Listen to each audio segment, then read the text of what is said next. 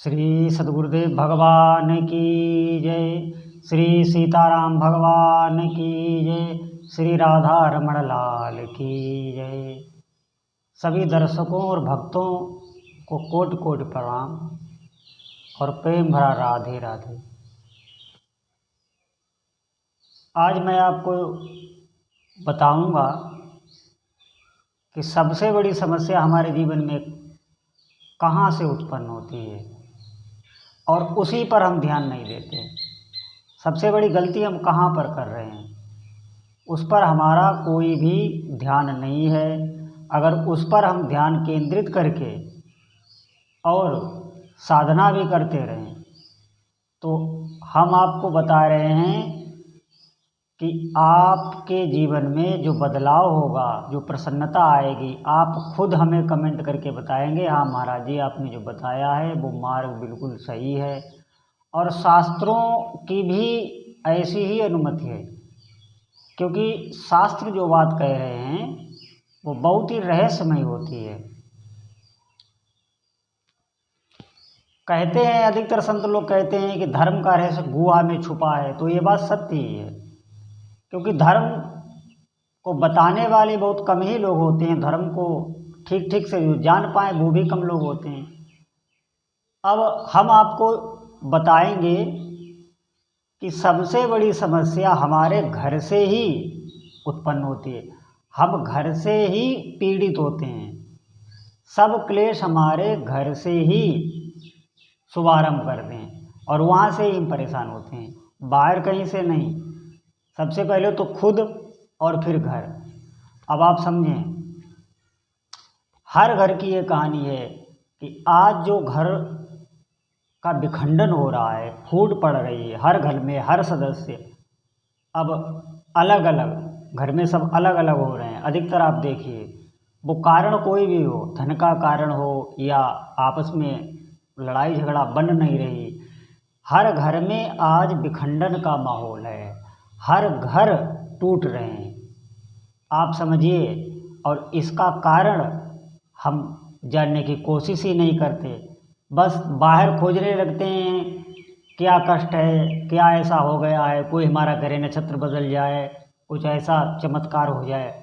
भैया आप मेन बात समझिए, अगर आपका घर खुशहाल होगा, घर में हर व्यक्ति प्रसन्न होगा, तो आपको भगवान का भजन करने में भी आपका मन लगेगा।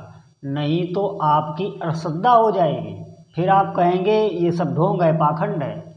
आप हमारी बात समझिए, घर में बाहर हम जब जाते हैं सफ़र में, तो हमसे कोई गलती हो गई, किसी ने कुछ अपशब्द कह दिया या कोई भी मनमुटाव हो गया, तो वहाँ पर हम बहुत भाईचारा दिखाएंगे, बिल्कुल उससे हमारा कोई बैर नहीं होगा और आखिर में हम उससे प्रसन्न होकर ही अलविदा कहेंगे।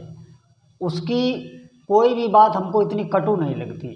लेकिन जब वही चीज़ घर में होती है तो हम बहुत अंदर से क्लिष्ट हो जाते हैं, चिढ़ जाते हैं, और फिर उस अपमान के या किसी ने कोई अपशब्द कह दिया, उसके बदले में कुछ हम भी कह देते हैं या सुन देते हैं, तो वो फिर बात और भी बिगड़ जाती है। आप हमारी बात मानिए, आप में वो सामर्थ्य है। देखिए, घर में मनमुटाव का मेन कारण है, घर में जब कोई भी सदस्य क्लेश देता है, कोई भी सदस्य घर की शांति भंग करता है, तो घर के और सदस्यों को चाहिए कि वो इस बात की तह पर जाएं कि ये कोई न कोई अभाव है इसके अंदर, कोई ऐसी इसकी इच्छा कामना है जो हम लोगों द्वारा पूर्ति नहीं हो रही है, इसलिए ये क्लेश दे रहा है, इसलिए यह शांति कर रहा है। हमें सब लोगों को मिलके, घर के और सदस्यों को मिलके उस बात को सुलझाना चाहिए, उसकी वो इच्छा पूर्ति करनी चाहिए, उसका वो कार्य करना चाहिए जिसके लिए वो अशांत है। आप देखना वो खुश हो जाएगा। हम सब अपना अपना करने लगते हैं घर में। जिस घर में अपनी अपनी पड़ गई, आप समझिए उस घर का विखंडन निश्चित है। और घर का अगर विखंडन है तो आप समझिए फिर घर की उन्नति रुक जाएगी। हमको बहुत ध्यान देना है घर की एकता पर। आप हमारी बात पर विश्वास करें, जो घर होता है वो एक मंदिर होता है। घर के जो सदस्य होते हैं घर के ही नहीं। अब हम आपको एक बात बता दें, कि हमारी जो माताएं बहनें जिनकी घर में शादी होके आती है, जो बहू बन के आती हैं, उनको कभी शादी से पहले और इधर जिसका रिश्ता हो रहा है, जो भाई होता है, जिस युवक की जिस युवती से शादी हो रही है, तो उस युवती को उसके माता पिता शादी से पहले कोई शिक्षा देते हैं? कोई शिक्षा नहीं देते। इधर इस युवक को कोई शिक्षा नहीं देते। वो भी लग जाते हैं दहेज देने की लिस्ट बनाने में, कार्य में, ये भी दहेज लेने के कार्य में लग जाते हैं। बस बिल्कुल वो एक तमाशा ही बन के रह जाता है, कोई धर्माचरण नहीं होता। अगर वही उस लड़की को बहुत अच्छी प्रकार से शिक्षा दी जाए कि देखो तुम जिस घर में जा रही हो, यहाँ से बढ़ के उन लोगों का सम्मान करना, वहाँ जो सास ससुर, जो तुम्हारे सास ससुर हैं, वो हमसे भी बढ़कर है, हमसे बढ़कर भी उनकी सेवा पूजा तुम करना, ये शिक्षा दो उनको। और भी जो भाई बहन हैं, तुम्हारे जेठ हैं या तुम्हारे देवर हैं या तुम्हारे घर के और भी परिवार के जो घर से अलग हैं, जैसे चाचा ताऊ के लड़के हो गए, ये सब और भी जो भी कुटुंब परिवार में, सबके साथ प्रेम का व्यवहार करना। कहीं भी हमें ये सुनने को ना मिले कि अब वहाँ होता क्या है, वो जाती हैं और वहाँ पर ऐसी शिक्षा उनको मिलती नहीं। अच्छा, इधर उस युवक को भी कोई ये शिक्षा नहीं देता, वो भी शादी के बाद बिल्कुल बदल जाता है, माता पिता की भी तरफ उसका ध्यान नहीं रहता। अब स्थिति घर की बिगड़ गई। अब जो है, जो हमारी गृहिणी घर की जो स्त्रियां होती हैं, वो अपना अपना करने लगती हैं, सब अपने अपने में फंस जाते हैं। देखो, हमारी बात को अन्यथा न मानना, ये हर घर की स्थिति है, और अपनी अपनी जहाँ पे पड़ी उस घर का भी खंडन हो गया। आप जो है घर के जितने भी सदस्य हैं, उनके अंदर ये भाव ना आने दें कि आप उनके साथ भेदभाव कर रहे हैं। जो भी चीज़ है, जो भी वस्तु है, आप उसको प्रेम पूर्वक पहले उनको पवाइए, फिर अपने पतिदेव को पवाइए। हमारी बात आप समझने की कोशिश करें। आप ऐसा माहौल वहाँ पे बनाइए कि उनको ये भान ना हो कि ये हमारे साथ दुहात हो रही है, और उनको ये चाहिए,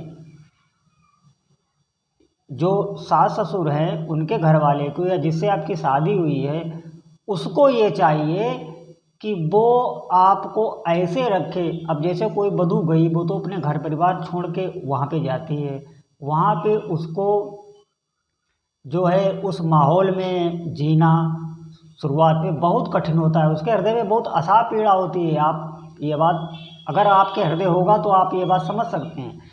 आप उसको हर प्रकार से सुख पहुँचाइए, उसको ये ना लगे कि मैं अब ये किस घर में आ गई हूँ, पता नहीं यहाँ हमारी सुरक्षा हो पाएगी या नहीं हो पाएगी। सबसे बड़ी तो चिंता यही होती है।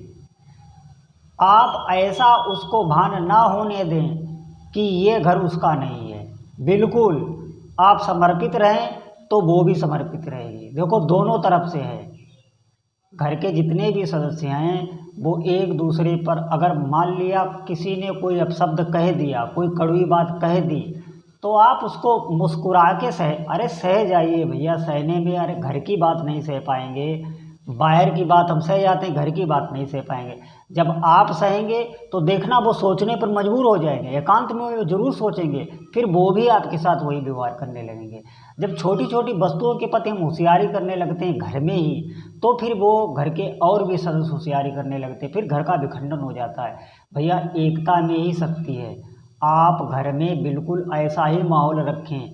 देखिए, एक जब सहनशील होगा ना, तो दूसरे पर उसका फर्क पड़ेगा।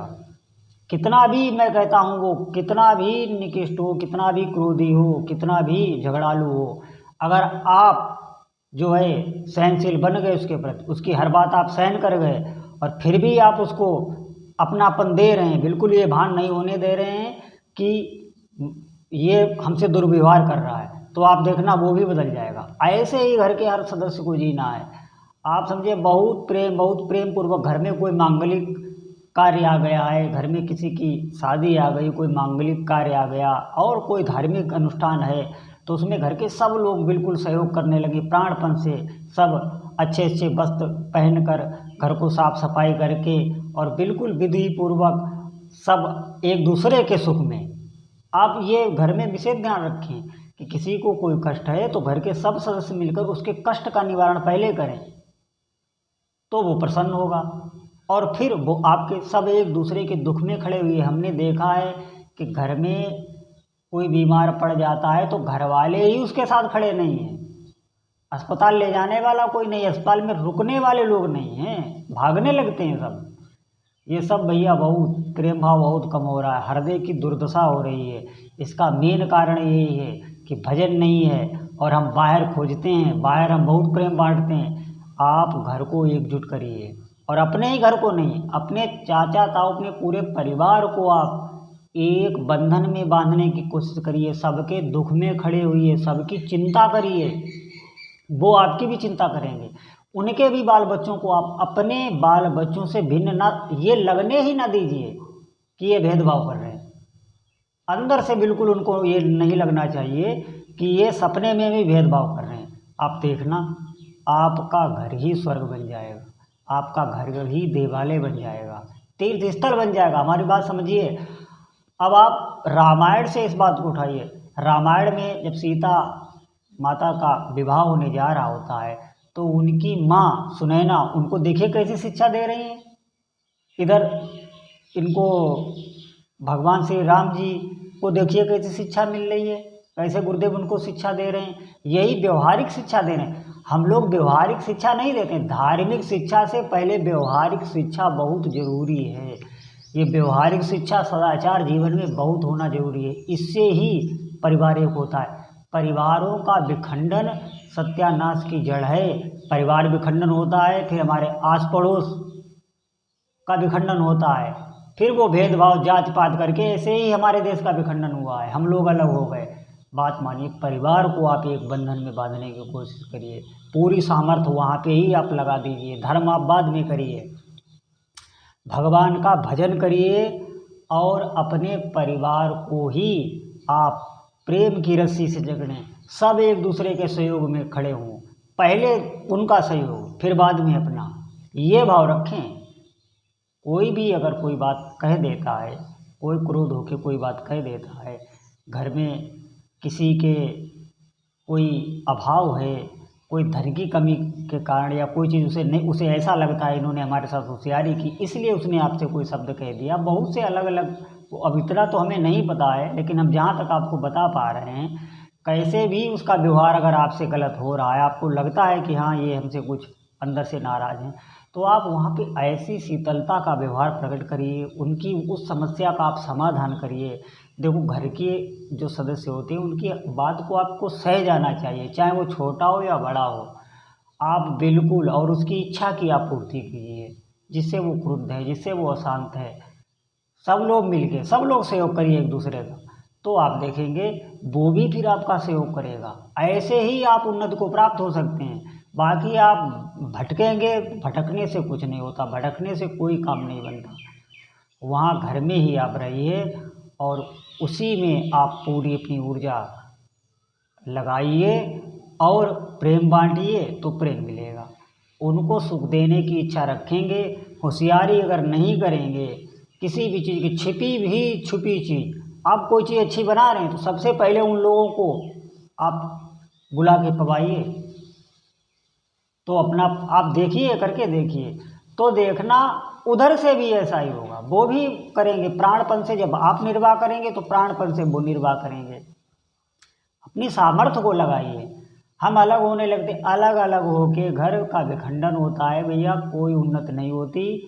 वो घर समझ लो उसका फिर सत्यानाशी है। एकता बहुत जरूरी है, एकता में ही बल है, और एकता जब आप सहना सीखेंगे तो एकता बढ़ेगी। समझे? अगर आप ईंट का जवाब कि हम ईंट का जवाब पत्थर से देंगे तो फिर बात बिगड़ जाएगी। तो घर में ईंट का जवाब पत्थर से दोगे तो अरे कोई हानि भी हो गई, धन का थोड़ा 19-20 हो गया, कोई हानि भी हो गई, उसे सह जाओ। अरे घर का ही, अपने ही परिवार का तो है। हाँ, इतना नहीं सह सकते। बाहर कोई ज़बरदस्ती छीन ले, वहाँ हम कुछ नहीं कर पाते, लेकिन घर में हम, भैया मेरी बात पर विशेष ध्यान दीजिए।